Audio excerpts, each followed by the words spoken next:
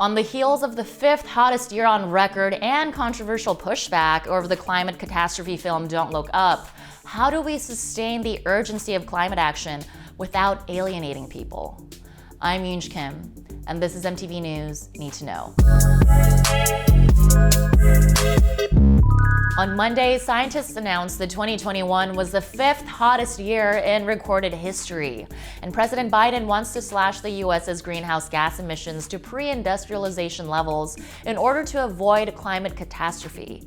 And his Build Back Better plan could be our best chance of reaching that goal. But even though scientists back it up, the bill is in political limbo because of West Virginia Senator and coal baron Joe Manchin's refusal to vote for it in December. This situation has uncanny similarities to the buzzy Netflix film Don't Look Up. According to scientist Julia Cole, the Jennifer Lawrence and Leonardo DiCaprio-led film satirized the politicization of climate action perfectly.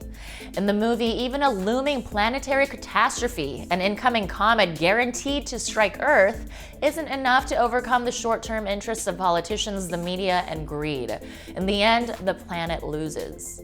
However, critics are viscerally angry with the Adam McKay-directed film, critiquing character development when real-life climate issues are at the heart of the movie. Some pointed out the optics, like a long call sheet of Hollywood liberals talking down to the average person about the need for climate action. But many scientists and climate activists are commending the movie, including Shia Bastida, who shrewdly responded to this criticism by tweeting in part, "Bottom line is, this movie is not political. It's about how we politicize science when we should take action instead." This sentiment is felt by Dr. Amy Mainzer, comment consultant on Don't Look Up, who said that it's still a struggle to convey scientific facts as facts and not polarized political opinions. The movie can be interpreted in different ways, but for me, the most important point it makes is that science is real, and we can either act on that knowledge and make decisions based on empirical science and scientific truths, or we can ignore it. But if we do the latter, it's at our peril. That's the most important takeaway of all. Millennials and Gen Zers know this to be true. Years of divestment activism by college students that started in the 2010s have pushed a growing number of top schools to sell or plan to sell oil and gas holdings, including Yale, Brown, Rutgers, Columbia, and Georgetown. And this movement grew in 2021.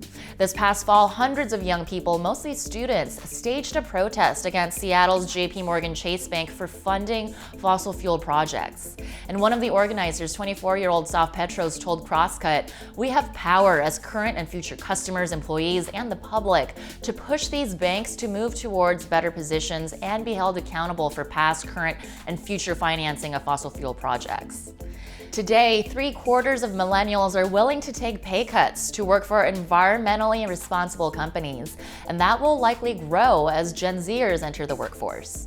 And through intentional labor and spending decisions, divestment has become the type of intergenerational action we need. It's something we saw between Lawrence and DiCaprio's characters in Don't Look Up, as two scientists at different stages in their careers fighting for the same cause.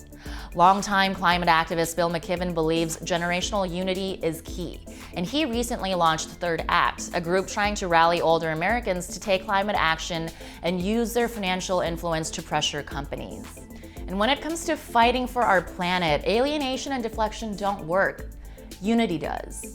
And some critics of Don't Look Up are doing exactly what the movie itself satirizes, missing the forest for the trees, or the allegorical comet for the memes. I'm Yoonj Kim, and that's what you need to know.